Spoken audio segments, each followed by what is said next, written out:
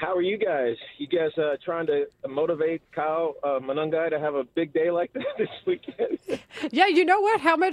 Rutgers, obviously, so adjacent to New York. How familiar were you with his career prior to him getting into the NFL?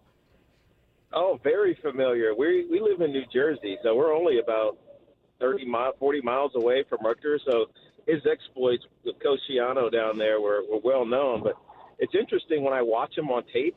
I feel like they're running an old school offense. You see a lot of inside zone. You see Caleb Williams under center, which I think is beneficial for running backs for vision and cutback lanes. And I get impressed, even though he's the opponent, watching their run game. It's been spectacular.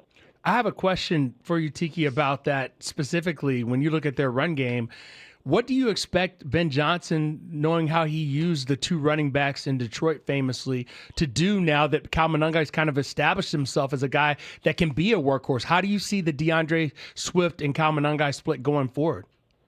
Yeah, no, it's interesting because they're both going to get their touches, but it's not going to be the volume like you've seen with DeAndre Swift out. But I think once he gets healthy, it gives you the same type of options that they had in Detroit. The challenge is who's hot, right? Who do you want to ride? And I think both of them have the ability to carry it 25 times a game. You just don't see it anymore in the NFL, mainly because of the atrocious nature of the position. But it's a no-lose proposition.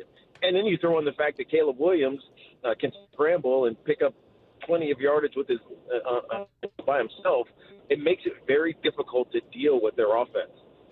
Tiki, continuing on with the Bears' run game, we're very glad you started us off with that. Why is the Giants' defense so bad at stopping the run when you see some of the talent that is on that defensive line especially? Well, so far, it's been a couple of things. Primarily, Dexter Lawrence isn't having the All-Pro seasons that we're used to seeing him have. He's only made one second-team All-Pro, but he's always been dominant in the middle, commanding double teams and being stout. He's getting pushed around a little bit this year. And when you think about the rest of the construction of that defensive line, from Kayvon Thibodeau to Brian Burns, who's having an unbelievable year with 11 sacks on the season already, and then the rookie Abdul Carter, it's built for pass rushing and not necessarily run stopping. And I think what happens is that when you get behind in games, you get eager and urgent to try to get to quarterbacks as opposed to being fundamentally sound, and you're just making mistakes. I think lastly, and these are all excuses, the linebacking core has been decimated a little bit. You know what I mean? It's just Bobby Okereke is not at the height that he was a couple of years ago, and we lost one of our starters at the beginning of the year, and it's just young and vulnerable, and teams have been taking large advantage of it over the last couple of weeks. We're happy to talk to Tiki Barber, of course, the former Giants running back, and also now the host of Evan and Tiki on WFAN, joining us. And Tiki, I'm glad you brought up the old school nature of the offense that we've seen out of the Bears. They run out of I formation more often than I thought they were going to.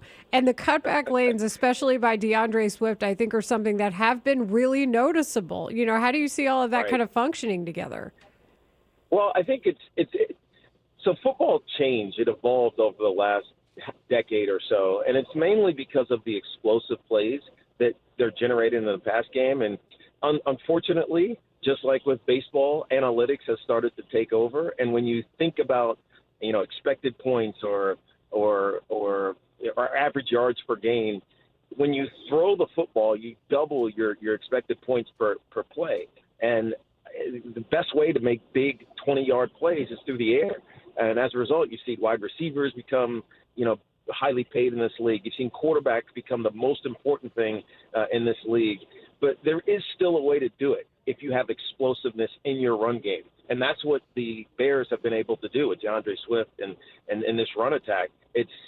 We can get 15, 18-yard gains on the ground. We don't always have to put it in the air to do what other teams have to use wide receivers and quarterbacks to do. And so I think it's old school in that regard, and I appreciate it because that's how we used to run offense, back in my era. You just don't see it very often. I think the Eagles were probably the most recent example that were able to do it that way. We saw it all last year with Saquon Barkley having that monster year, rushing for 2,000 yards, and it was big play after big play after big play, and not all of it came in the run in the pass game. Tiki Barber joining us here on Rahimi Harrison Grote, the former Giants running back legend. And listen, Tiki, Caleb Williams has so much attention on him right now because we're wondering about his development and whether or not he can be the type of franchise player that you played with Eli Manning winning 2 Super Bowls. Right. What have you seen and what have you maybe not liked about his development here in year 2, learning a brand new offense under Ben Johnson? Yeah, so I'll start with that because we've often said, and this is just the talking heads, if you fire your coach and offensive coordinator and throw a young quarterback into a new system, you're going to ruin him. You don't have a chance to he doesn't have a chance to figure it out. He's going to get stunted, and then by the time you got to decide on the 5th-year option, you're not going to know. It's all become talk about how quarterbacks get ruined. But I think the college game and the transfers that so many of these kids go through, Caleb Williams being one, as we all know, going to USC, it's prepared them in a unique way to get a completely different scheme, understand it, process it, and go be successful in it. And so I think the firing of Matt Eberflus last year, in a lot of people's mind, they thought it was going to stunt his growth. But I think it actually you had to make the right decision to get the right player or right coach here to get him right. And I think what Ben Johnson has done has coached mistakes out of him. And you see it more now this year than you did last year, where if something looks wrong, it's broken, or he doesn't fix it at the line of scrimmage, he always has the option to create with his legs. And I think that's how you make a young quarterback successful. Just have him have success. Think about Josh Allen up in Buffalo. He wasn't setting the world on fire, throwing the ball around the gridiron, but he found success by using his legs and by extending plays and extending drives and scoring points, and eventually all that other stuff came on board. And I think that's the path you have to take with young quarterbacks, and Caleb is showing that so far this year. We got to break into our interview with Tiki Barber with a little bit of breaking news here. Breaking news on the Score is brought to you by Wildfire. Join Wildfire Restaurants as they celebrate 30 years of serving delicious food and creating memories. This is from Patrick Finley of the Sun-Times. TJ Edwards had surgery on his broken hand, which the Bears will club up. Ugh. So now we know what he's going to look like when he's on the field. Yeah, Tiki, you know. He's going to look like a badass, isn't he, Tiki? He's also still dealing with a hamstring issue that's bothered him all year. Sounds like he will not play Sunday, but he will avoid injured reserve. So, yeah, Tiki, you're experiencing this with us, too. You ever been clubbed? Right.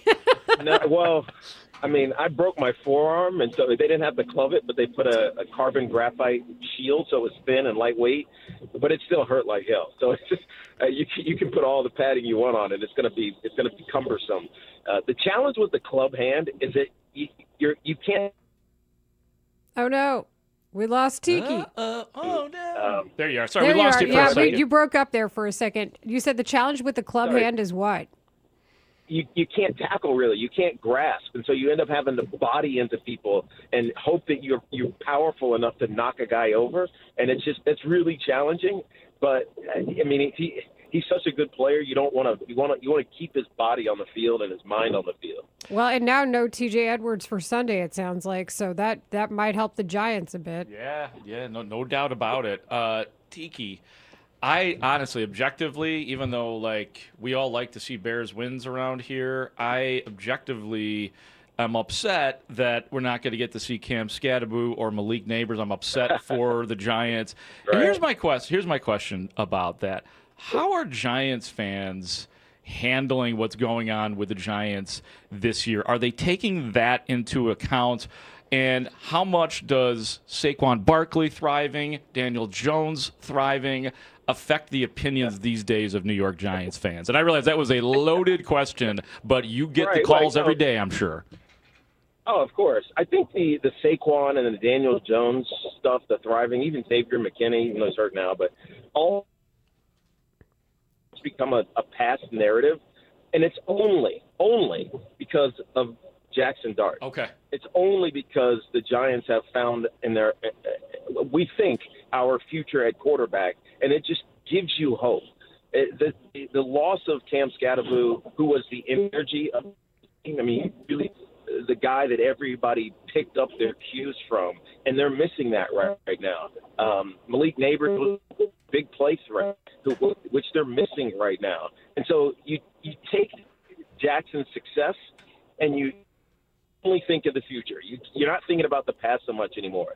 The thing that you're worried about, though, is the coaching staff, right? This is legitimately a hot seat season for Daves and his staff, and things haven't been – you kind of feel the writing on the wall, but you don't want to acknowledge it because you're so excited about Jackson Dart, if that makes sense. No, it does. So, you guys are all about the development of a quarterback. That's a great way to live. We can identify with that. Yeah, but no, I get it. I was going to say, it was exactly what you guys went through last year. I mean, I called one of your games last year for CBS, and I remember thinking, man, I don't know if Matt Eberflus is the right coach for this team. is exciting as hell. And so it was where you were last year is where we are right now. Okay. Tiki, did you get that opinion when you're in those conference calls and you got to talk to the other coaches just to kind of get the background information? Yeah, no, right. Part of it was, like, I think a head coach these days has to be two things. One of two things. He either has to be a hell of a motivator. Like, I'm running through the wall for you. I love you, dude. I want you to be the godfather of my kid. Or he's got to be smart as hell and create schemes, whether it's offensive or defensive. Mostly it's the offense. Create schemes that just almost guarantee success. And then it's on the athletes to go thrive in that. This is what Kyle Shanahan does, right? He schemes things open. And so Chris McCaffrey is running free. Like, how the hell did he get free? And he uses his athletic ability to make a huge play. I think Sean McVay is the same way. And so when I used to go into those meetings, I would be waiting for that, right? I can see the scheme, but I was waiting for the motivating thing. Did he give you a nickname? Did he nickname you? He didn't. Okay. He didn't, but I didn't feel it with him. You know what I mean? Yeah. Certain guys, you just feel it. Yeah. Like Jim Harbaugh is weird as hell. You guys know this. He is weird. But he's good. But he's good. And you're like, dude, I love this guy.